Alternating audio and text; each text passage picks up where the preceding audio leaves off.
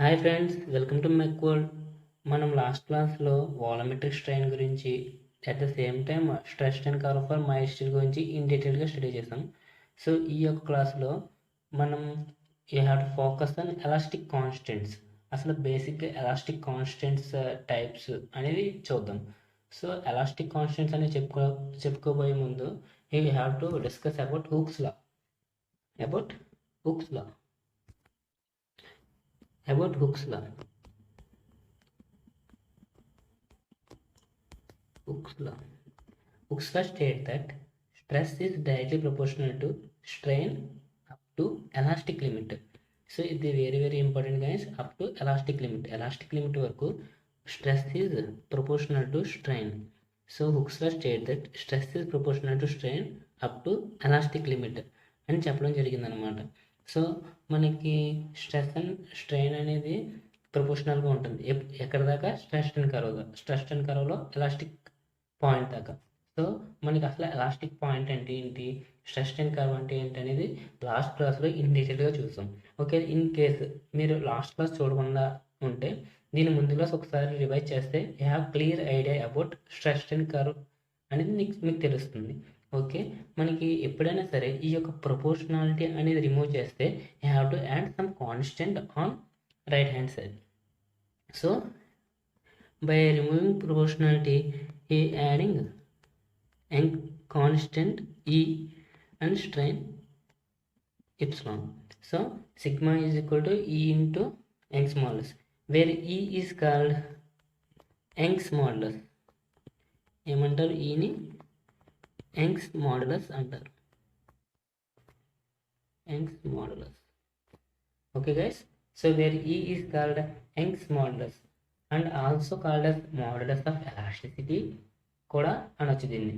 So where E is called as Young's modulus or modulus of elasticity. Okay, మనకి ఆ equation ద్వారా మనం ఏం రాసుకోవచ్చు?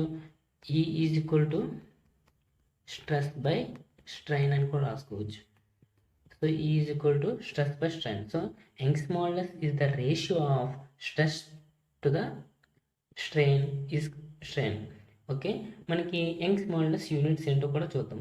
యంగ్స్ మాడ్యులస్ యూనిట్స్ చూసే ముందు మనం ఎప్పుడైనా సరే దేని యూనిట్స్ అయినా చూసి మనకి డిటర్మైన్ చేయాలంటే మనకు ఈక్వేషన్ ఉంటే ఆ ఈక్వేషన్లో ఉన్నప్పుడు, ఫర్ ఎగ్జాంపుల్ ఈ ఈక్వేషన్ ఉంది, ఈ ఈక్వేషన్లో సిగ్మా టర్మ్ ఉంది, అలాగే స్ట్రెయిన్ టర్మ్ ఉంది. ఈ స్ట్రెస్ అండ్ స్ట్రెయిన్ యూనిట్స్ తెలిస్తే ఆటోమేటిక్గా మనకి యంగ్స్ మాడ్యులస్ యూనిట్స్ కూడా వస్తాయి అనమాట. అది ఎలాగో చూద్దాం. For example Young's modulus E, where స్ట్రెస్కి యూనిట్స్ ఏంటి? Newton per MM square. At the same time there is no units for strain, so it represent as 1. So మనకి యంగ్స్ మాడ్యులస్ యూనిట్స్ ఏంటి? Newton per MM square.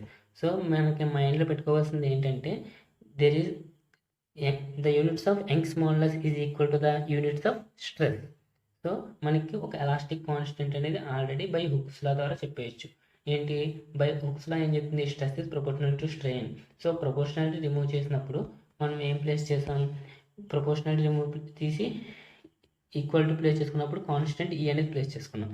That ఈ is called as Young's modulus and the Young's modulus is represented as the ratio of stress to the strain and the units of Young's modulus is Newton per MM square. ఇది very important. ఏంటి గుర్తుంచుకోవాల్సింది? Hooks లా statement అనమాట. Maximum JEE ఎగ్జామ్స్లో అన్నట్లో చాలాసార్లు అడగడం కూడా జరిగిందనమాట.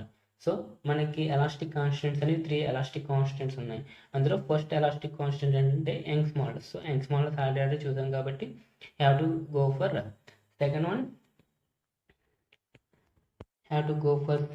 Second one, modulus of rigidity.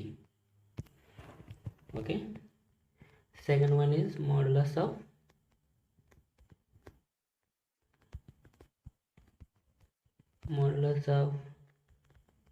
rigidity. Okay, modulus of rigidity. So modulus of rigidity is represented by using symbols C or G or N. So మీకు C అన్న, జి అన్న, ఎన్ అన్న క్యాపిటల్ లెటర్స్లో ఎక్కడైనా మనకి స్ట్రెంత్ ఆఫ్ మెటీరియల్స్ చూసామంటే ఈ 3 terms represents the modulus of rigidity. Okay, modulus of rigidity is defined as the same అలాగే shear stress is proportional to shear strain up to elastic limit. ఇది కూడా elastic limit లాగే up to elastic limit వరకు. ఇందులో ఏం చెప్తుంది, shear stress is proportional to, shear stress is represented by tau is proportional to shear strain sigma. shear strain ఈ symbol represent చేస్తారు. So shear stress is proportional to shear strain. By removing in proportionality, it represents as shear stress is equal to G into shear strain. So G is equal to ఏం రాసుకోవచ్చు అప్పుడు, shear stress to the shear strain. ఓకేనా guys? So modulus of rigidity is represented as the ratio of shear stress to the shear strain. So మనకు already అలాగో తెలుసు, stress units ఏంటి, newton per MM square. Strain units ఏంటి, no units. So మనకి ఈ యొక్క G units ఏంటంటే newton per MM square. So G is modulus of rigidity. So మనకి జీఈ కూడా సేమ్. అండ్ ఈ ఏం చెప్తుందంటే normal stress to the normal strain అని చెప్తుంది. అలాగే జీ అంటే modulus of rigidity ఏం చెప్తుందంటే CS stress to the CS strain. So what is the difference, there will be normal stress in this CS stress. ఇది గుర్తుంచుకుంటే మీరు ఈజీగా ఐడియా వస్తుంది అనమాట. సో modulus of rigidity అంటే CS stress to the shear strain. అదే modulus of elasticity అంటే normal stress to the normal strain. ఒక యూనిట్స్ ఏంటి, రెండాటికి same units, newton per MM square. Okay, then you go for third one. Third one is bulk modulus.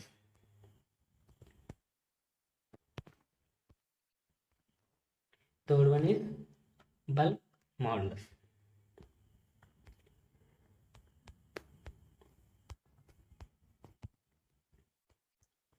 Bulk modulus అనేది మనం fluid మెకానిక్స్లో కూడా ఉంటాం. Bulk modulus is represented by K.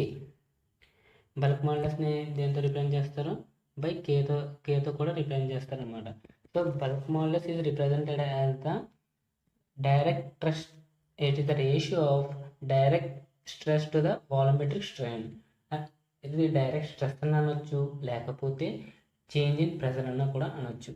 So K, bulk modulus K is equal to the ratio of direct stress or change in pressure delta P to the volumetric strain EV is called bulk modulus K.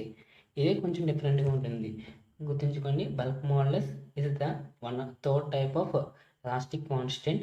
It is represented by K and it is the ratio of change in pressure to the volumetric strain. So units అనేది చూద్దాం. So అలా volumetric strain అంటే ఏంటి, change in volumetric strain is equal to change in volume to the original volume. So మనకి ఇక్కడ minus కూడా minus ఉంటుంది అనమాట. ఎందుకంటే మనకి చేంజ్ ఇన్ ప్రెజర్ ఇంక్రీజ్ అయితే ఏమవుతుంది, వాల్యూమ్ అనేది డిక్రీజ్ అవుతుంది. సో ఒక టైం అనేది ఇంక్రీజ్ అవుతుంటే, ఈ యొక్క టైం ఇంక్రీజ్ అవుతుంటే ఈ టైం డిక్రీజ్ అవుతుంది. సో ఒకటి ప్లస్ అయితే ఆటోమేటిక్గా ఒకటి మైనస్ అవుతుంది అనమాట. సో మనకి ఎలాస్టిక్ ప్రాపర్టీస్ అనేవి ఎప్పుడు కూడా నెగిటివ్ వాల్యూస్లో ఉండవు. సో అందుకని ఈ యొక్క మైనస్ ఇంటూ ఒక మైనస్ వస్తుంది కదా, మైనస్ ఇంటూ మైనస్ చేస్తే ప్లస్ అనేది వస్తుంది. అందుకని for sign convention purpose have kept minus in the equation of bulk modulus K. So K is equal to minus change in pressure to the volumetric strain, where volumetric strain is equal to change in volume to the original volume. Okay, మనకి units చూస్తే change in pressure units ఏంటి, newton per MM square. Pressure units newton per MM square. అదే volumetric strain units, there is no units. So K also have the similar units of Young's modulus and bulk modulus. Okay, మీకు 3 elastic constants గురించి in డీటెయిల్గా అర్థమైంది అనుకుంటున్నాను. ఈ యొక్క 3 elastic కాన్స్టెంట్స్కి some relation will be there. ఆ రిలేషన్ అనేది చూసే ముందు ఒకసారి ఒక టర్మ్ అనేది మనం ఇప్పుడు కొత్త టర్మ్ అనేది మీకు ఇంట్రడ్యూస్ చేస్తున్నాం. ఆ టర్మ్ ఏంటంటే poisons ratio. That term is poisons ratio. Poisson's ratio. So Poisson's ratio is represented by mu or 1 by m. So మనం ఈ యొక్క 3 ఎలాస్టిక్ కాన్స్టెంట్స్ యొక్క రిలేషన్ చూసే ముందు I have to know about Poisson's ratio. Poisson's ratio is represented by mu or 1/m. So అసలు Poisson's ratio అనేది ఏంటంటే mu is equal to lateral strain to the,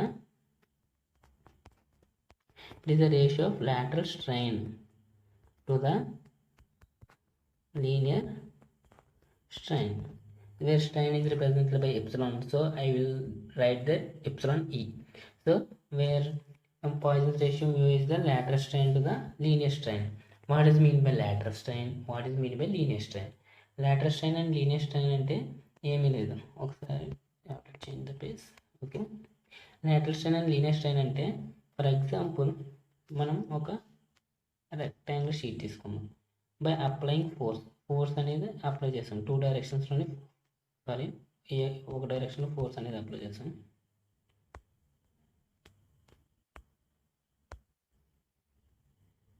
okay, rectangular plate తీసుకుని మనం force అనేది apply చేస్తాం. ఇది length direction, ఇది breadth direction B. ఇలా ఫోర్స్ పి అనే ఫోర్స్ అప్లై చేయడం వల్ల ఏమైందంటే ఈ యొక్క బాడీ అనేది డిఫార్మ్ అయింది. చూడండి, లెంత్ డైరెక్షన్ ఏమైంది, ఇంక్రీజ్ అయింది. సో ఇది delta L. But in thickness, in breadth direction it will decreases by delta B or delta D. Delta B అనే డైమెన్షన్ అనేది రిడ్యూస్ అయింది. సో మనకి లీనియర్ స్ట్రైన్ అంటే లెంత్. సో మనకి ఫస్ట్ లీనియర్ స్ట్రైన్ అంటే ఏంటో తెలియదు. లీనియర్ స్ట్రైన్ అంటే మనకి ఎలాగో తెలుసు, ఏంటి, the strain along the direction of load డైరెక్షన్గా ఉండే స్ట్రెయిన్ లీనియర్ స్ట్రైన్ అంటారు. ఆ లీనియర్ స్ట్రైన్ ఫార్ములా ఏంటి, ఎప్సిలాన్ ఎల్తో చూపిస్తాను. Linear strain delta L by L. అలాగే లాటరల్ స్ట్రెయిన్ అంటే the strain perpendicular to the loading direction other than, ఇలా కూడా చెప్పచ్చు, the strain other than load డైరెక్షన్లో కాకుండా అదర్ దెన్ లోడ్ డైరెక్షన్ ఉండే స్ట్రెయిన్ దేనైనా సరే ఏమంటారంటే లాటరల్ స్ట్రెయిన్ అంటారు. ఓకేనా, అర్థమైంది అనుకుంటున్నాను. సో ఏంటి, అదర్ దెన్ లోడ్ డైరెక్షన్ అంటే lateral strain is equal to delta B by B. అంతే కదా, మనకి లాటరల్లో వచ్చిన స్ట్రెయిన్ అంటే delta B by B. So మనం దీన్ని బట్టి పాయిసన్స్ రేషియో ఏమైనా రాసుకోవచ్చు, mu is equal to lateral strain to the linear strain. So delta B by B by delta L by L. ఓకేనా, Poisson's ratio mu is equal to delta B by B by delta L by L. Poisson's ratio mu అన్నాను కదా, ఇదేంటి, strain పైన strain కింద strain. So స్ట్రెయిన్కి no units కాబట్టి మ్యూకి ఏంటి, నో యూనిట్స్ అనమాట, ఎటువంటి యూనిట్స్ ఉండవు. అలాగే no units for strain no units. ఈ యొక్క మ్యూ వాల్యూ ఎక్కడి నుంచి ఎక్కడికి వ్యారీ అవుతుందంటే -1 less than mu less than 0.5 దాకా వ్యారీ అవుతుంది. So mu varies from -1 to -1 less than mu less than 0.5. Okay, for major మెటీరియల్స్కి ఇది ఎక్కడి నుంచి ఎక్కడికి వ్యారీ అవుతుందంటే 0.25 to mu value, mu is equal to 0.25 to 0.33 వరకు వ్యారీ అవుతుంది. ఓకే, మనకి మేజర్కి తెలిసిన మెటీరియల్స్ ఏంటి, సో ఒకసారి మళ్ళీ చెప్తున్నాను.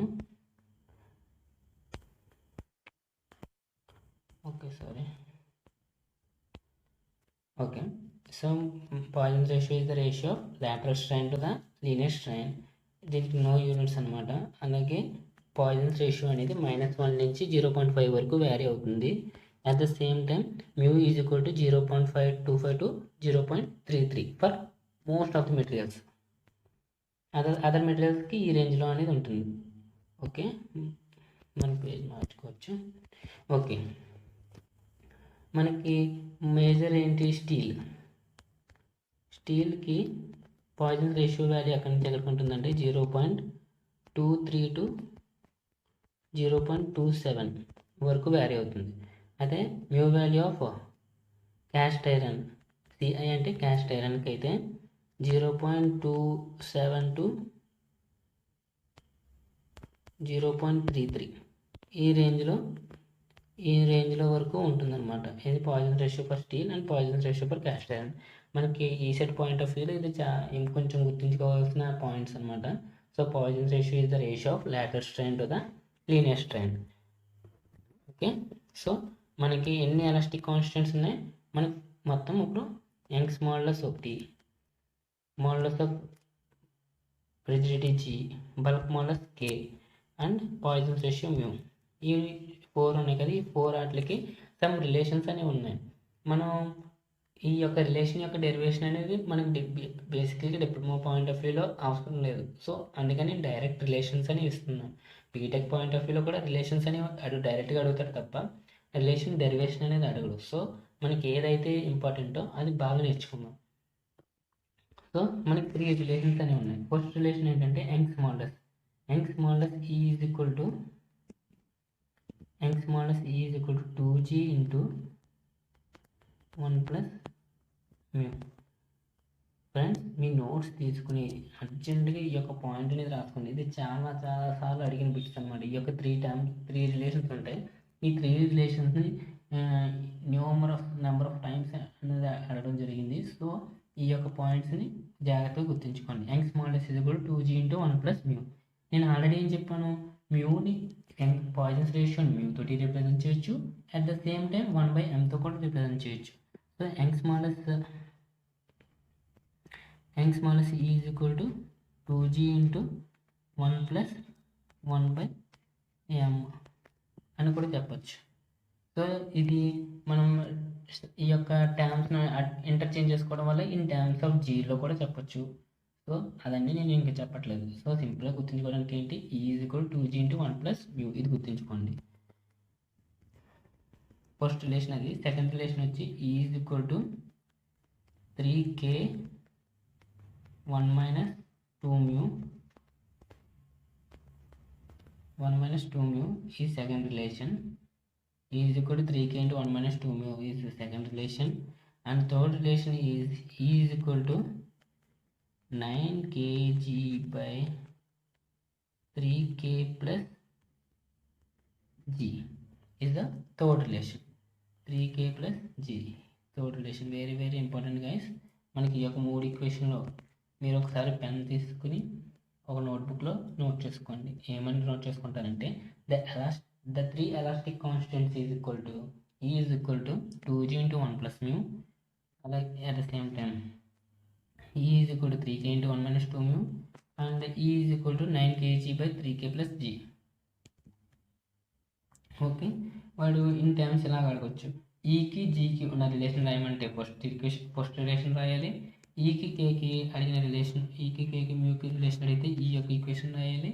అలాగే ఈ కేజీకి అడిగాడు అనుకో, ఈ యొక్క రిలేషన్ వాడాలి, థర్డ్ రిలేషన్ అనేది వాడాలి. సో మీకు ఈ ఎలాస్టిక్ కాన్స్టెంట్స్లో వీటి మించి నేను ఇప్పుడు దాకా చెప్పిన దాని మించి అదర్ దెన్ అడిగే అవకాశం లేదు. సో మీరు ఈ యొక్క టాపిక్ని చూశారు కదా, చూసిన తర్వాత ఒక 4 పాయింట్స్ నోట్స్ వస్తుంది. ఆ 4 పాయింట్స్ రాసుకుంటే మీకు ఫ్యూచర్లో ఏ ఎగ్జామ్స్కి అడిగినా ఎలాస్టిక్ కాన్స్టెంట్ నుంచి ఈజీగా మీరు ఆన్సర్ చేయగలుగుతారు.